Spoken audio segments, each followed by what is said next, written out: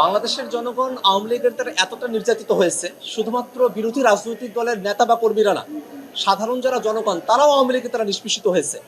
একেবারে গ্রাম পর্যায়ের যে আওয়ামী লীগের নেতারা যারা ছিল, তারা এই দীর্ঘ 16 বছরের শোষণের সময়টাতে তারা মানুষের জমি জিরাত বাড়ি ঘর সেগুলো তারা দখল করতো, ছোট ছোট ব্যবসা প্রতিষ্ঠানগুলো দখল করতো, মানুষকে হুমকি দিত, মানুষের হাত পা তারা কেটে ফেলতো। এরকম ধরনের অসংখ্য নজির এখানে আছে। ধর্ষণের মতো কর্মকাণ্ড তারা সংগঠিত করেছে। এই কারণে আওয়ামী লীগের একেবারে শুরুর দিকের যারা, অর্থাৎ যারা কেন্দ্রের নেতারা আছেন সেখান থেকে নিয়ে তৃণমূল পর্যন্ত, তারা সকলে সংঘবদ্ধভাবে তারা একটা অপরাধের মধ্যে তারা জড়িয়ে পড়েছে। এই অপরাধীরা, তাদের মধ্যে কোনো ধরনের কোনো অনুশোচনা নেই, তারা বাংলাদেশকে ধারণ করে না, তারা বাংলাদেশের কোনো পার্টি হিসেবে তারা কার্যক্রম করে নাই, তারা ভারতকে সুবিধা দেওয়ার জন্য তারা বাংলাদেশের একটা প্রক্সি পার্টি হিসেবে তারা এখানে কাজ করেছে। সেই ফেসিবাদী পার্টি পৃথিবীতে কোনো কালেই গণতন্ত্রের সাথে সাযুজ্যপূর্ণ হিসেবে তাদেরকে গ্রহণ করা হয় না।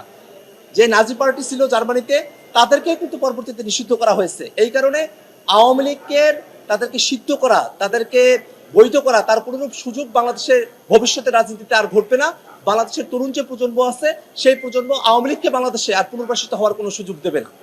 সংরক্ষিত নারী আসনে এমপি মনোনয়নের ক্ষেত্রে আমরা যারা বিরোধী দলে আছি, আমরা আসলে জোটগতভাবেই সেখানে প্রার্থী মনোনয়ন দেব। সেক্ষেত্রে যারা প্রার্থী হচ্ছেন সেখানে তারা জোটের প্রার্থী হিসেবে থাকছেন। এনসিপির পক্ষ থেকে কারা মনোনয়ন পাচ্ছেন বা কে মনোনয়ন পাচ্ছেন সে বিষয়গুলো নিয়ে আমাদের মধ্যে আলাপ আলোচনা চলছে। আমরা অবশ্যই যারা রাজপথের লড়াকু হিসেবে কাজ করেছেন, যারা বাংলাদেশের জনগণের পক্ষে কথা বলছেন, এমন যারা ভোকাল আছেন, তাদেরকেই আমরা এনসিপির পক্ষ থেকে সেখানে আমরা মনোনীত করব এবং সেই বিষয়গুলো খুব অল্প সময়ের মধ্যে আপনারা যারা সাংবাদিক আছেন তাদের কাছে আমরা সেইগুলোকে প্রকাশ করব। সরকার দল যদি সংবিধানের সংস্কার চাইতো, তাহলে আমাদের পক্ষ থেকে সারা শুধু না, সব ধরনের কোঅপারেশন থাকতো। কিন্তু সরকার দল আসলে সংস্কারটা তারা চায় না, তারা বলছে সংশোধনের কথা। সংশোধন খুব লিমিটেড স্কোপে থাকা একটা জিনিস, অর্থাৎ সংশোধনের মধ্য দিয়ে মৌলিক কাঠামোতে কোনো পরিবর্তন আনা যায় না, কিন্তু গাঠনিক ক্ষমতাপ্রাপ্ত সংস্কারের মধ্য দিয়েই মৌলিক কাঠামোতে একটা পরিবর্তন নিয়ে আসা যায়। যেহেতু জুলাই সনদের মধ্যে এমন অনেকগুলো বিষয় নিয়ে আমরা আলাপ আলোচনা করেছি, যেটা এমন অনেকগুলো বিষয় বিএনপির ঐক্যবদ্ধতাও আছে, যে বিষয়গুলো আসলে সংবিধানের যে মৌলিক কাঠামো আছে সেটাকে আসলে অক্ষুণ্ণ রাখবে না। যেমন আমরা হাইকোর্টকে বিভাগীয় শহরে নিয়ে যাওয়ার কথা বলছি।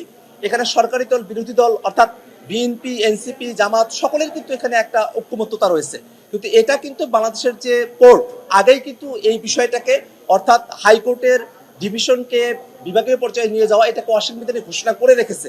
এই বড় যে পরিবর্তনগুলো আছে, এটাকে যদি টেকসই করতে হয় তাহলে আমাদেরকে সংবিধানের সংস্কার করতে হবে।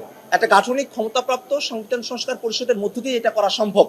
আপনারা দেখবেন যে বিএনপি তারা জুলাই সনদ বাস্তবায়নের কথা বলছে, কিন্তু তারা যে জুলাই সনদের কথা বলে, সেই জুলাই সনদ তারা কিন্তু তাদের মতো করে একটা জুলাই সনদ, যেখানে জুলাই সনদের দুইটা পার্ট আছে, একটা বাঁ দিকের অংশ যেটা মূল জুলাই সনদ, একটা ডান দিকের অংশ যেখানে আছে নোট অফ ডিসেন্ট। বিএনপি যখন জুলাই সনদের কথা বলে তখন তারা মূল অংশ বাঁ দিকের যে অংশটা আছে তার কথা তারা বলে না, ডান দিকে তাদের যে নোট অফ ডিসেন্ট আছে সেই কথাটা তারা বলে।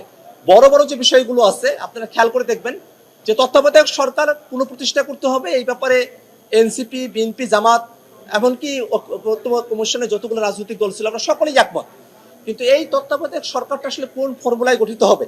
এটা কি ত্রয়োদশ সংশোধনীর মতো করে সাবেক প্রধান বিচারপতি তাদেরকে নিয়ে একটা তত্ত্বাবধায়ক সরকার, নাকি নতুন একটা ফর্মুলা আসবে? সেটা নিয়েই মূলত ডিবেটের জায়গাটা। আমরা ঐক্যমত্য কমিশনে প্রস্তাব রেখেছিলাম। ঐক্যমত্য কমিশন এটা এখানে বিএনপি ব্যতিরিক্ত অন্য যে রাজনৈতিক দলগুলো আছে তাদের মধ্যে একটা ঐক্যমত্য এখানে তৈরি হয়েছিল যে একটা আলাদা বডি হবে, একটা সার্চ কমিটি হবে, যেখানে সরকার দলের নেতারা থাকবেন, অর্থাৎ প্রধানমন্ত্রী থাকবেন, স্পিকার ডেপুটি স্পিকার থাকবেন, বিরোধী দলের নেতা থাকবেন, তৃতীয় বিরোধী দলের নেতা থাকবেন, এবং সকলের সম্মিলনে একটা কমিটির মধ্য দিয়ে এটা হবে।